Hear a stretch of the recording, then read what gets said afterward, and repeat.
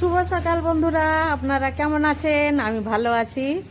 তো এখন বাজে সকাল 10টা। তো আমি আজকের ব্লগটা বাগিচার থেকেই শুরু করছি। তো এই যে এখন আমি গাছে জল দিচ্ছি, কেন কি আমাদের বাড়িতে আগে একবার বলেছি আমি যে জলের কোনো মা বাপ নেই, কখন আসে। তো আমরা খাই না খাই, জলটা ভরার ব্যবস্থা আমরা করতেই থাকি। আর এই দেখুন, এই পাখির জন্য জল দিচ্ছি, পাখিতে এই জলটা খাবে, ওই জন্য প্রত্যেক দিন এই জলটা আমি এখানে দিই পাখিদের জন্য। আমাদের জল তৃষ্ণা লাগে, পাখিদেরও তো লাগে।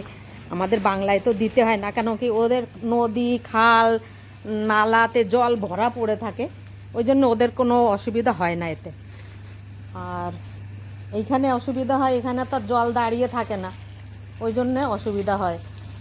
আর এই যে আমি এখন গাছে জল দিচ্ছি, নল এসে গেছে সেই জন্য আমি গাছে জল দিচ্ছি, হ্যাঁ না? তো ওই দেখুন, আর সেদিনকে আমি দেখাচ্ছি, সেদিনকে আমি আপনাদের সামনে মনে হয় 1 মাস আগে আমি এই গাছগুলো লাগিয়েছিলাম, অনলাইন অর্ডার করেছিলাম। আর অনলাইনের থেকে আনার পরে এই রজনীগন্ধাগুলো লাগিয়েছিলাম এই পটে, এই টবে। আর দেখুন এই স্টিক বেরোনো শুরু হয়ে গেছে, বেশ বেশ খানিকটা লম্বা হয়ে গেছে, এই স্টিক বেরোচ্ছে।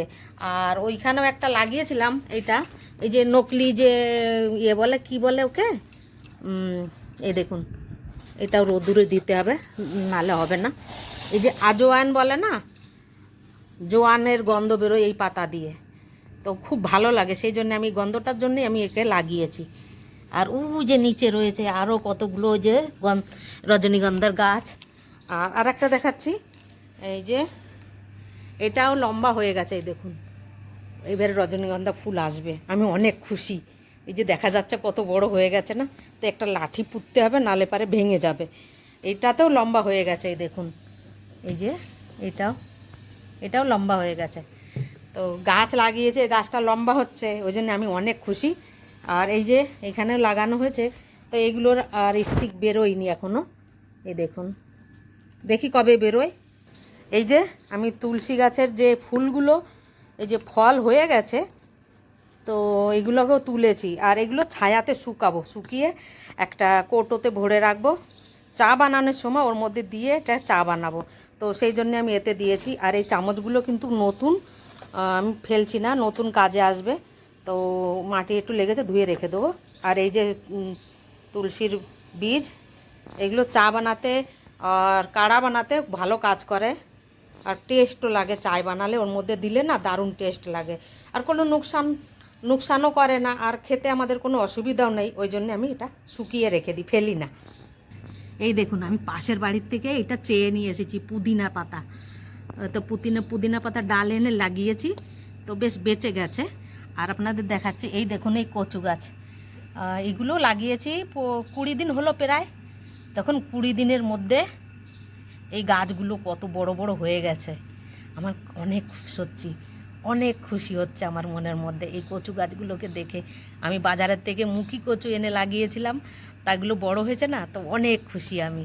আর এইগুলো তো পানি কচু, দেখলেই ঠিক পাচ্ছেন, এটা কলকাতা থেকে এনে লাগানো হয়েছে। তো এগুলো মাঝে মাঝে যখন রোদ্দুর হয় না, তা পাতাগুলো এই যে পুড়ে যায়। আর এখন দেখছি একটু বেশ ভালো হয়ে উঠেছে, ডাগর ডুগর হয়ে উঠছে, তো ওই জন্য আরও বেশি ভালো লাগছে। কি জানি না, বাংলার তরকারি দেখলে একটু মন খুশি হয়ে যায়, আমার কাছে অনেকই ভালো লাগে। আর আজকে দেখুন, আমি ঠাকুরের কাপড় নিয়ে এসেছি ধোয়ার জন্য। তো এই যে একটা 4টে মনে হয় কাপড় হয়ে গেছে, তো একসাথে ধুয়ে নিই, 4টে 5টা হয়ে গেছে ওই ঠাকুরের কাপড়, এই একটা 6টা। তো এইগুলো আজকে আমি ধোবো। আর সাথে এই যে নামাবলী রাধাকৃষ্ণ, এটা ধোবো, আর এই গামছাটাও আমি ধোবো আজকে। তো আর সকালবেলায় পুজোর পরে, সকালবেলা পুজো দিয়ে হয়ে গেছে, আর এই যে ভোগ লাগানোর পরে দিয়া আর থালা, এগুলো আমি এখন ধুয়ে রেখে দেবো, সন্ধ্যের তৈয়ারি করে রেখে দেবো, বিকেলবেলা আমি কোনো জায়গায় যাব। এই দেখুন বালতিতে জল নিয়ে নিয়েছি, আর এই শ্যাম্পু, আমি এই দিয়েই ঠাকুরের কাপড় জামা বেশিরভাগ আমি ধুই, শ্যাম্পু দেখলে শ্যাম্পু দিয়েই ধুই বেশিরভাগ আমি।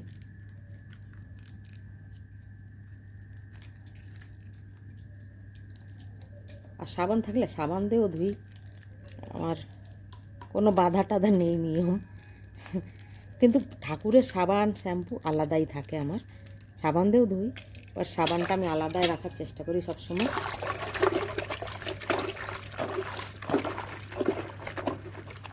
দেখুন আজকে 4-5 দিন হয়ে গেছে এই ঠাকুরের কাপড়গুলো ধোয়া হচ্ছে না, বের করে রেখেছি 4-5 দিন ধরে, সময়ই পাচ্ছিলাম না। তা ভাবলাম কি আজকে তো ধুয়েই যাব আমি ঘরের মধ্যে, তাই জন্য এইটা ধুতে আরম্ভ করেছি। আর একটু ঘি দিয়ে স্নান করানোর পরে কাপড় জামা পরাই, তারপরে যেন একটু চিকনাই থেকেই যায়। তো যতই সাফ করে রাখি না কেন একটু অল্প একটু তো থেকেই যায়, সেই জন্য এগুলো ধুতেও হয়। তো এই যে এগুলো যে সার্ফের শ্যাম্পুর জলে ধুয়ে নিলাম, তো তেল চিটারা কেটে যায়, কাপড়টাও পরিষ্কার হয়ে যায়। আর সাথে এই যে বাসনগুলো ফাটাফাট মাজছি, কেন কি বিকেলবেলায় আমার এই যে সামনে ভাগবত হচ্ছে, তো ভাগবত কথা শুনতে যাব, তো সেই জন্য আমি একটু তাড়াতাড়ি করছি যে এগুলো মেজে ঘষে রেখে গেলে পারে ভাগবতের থেকে আসার পরে আমার সন্ধ্যে দেখাতে কোনো অসুবিধা হবে না, তাড়াতাড়ি আমি সন্ধে পুজোটা সেরে নিতে পারবো।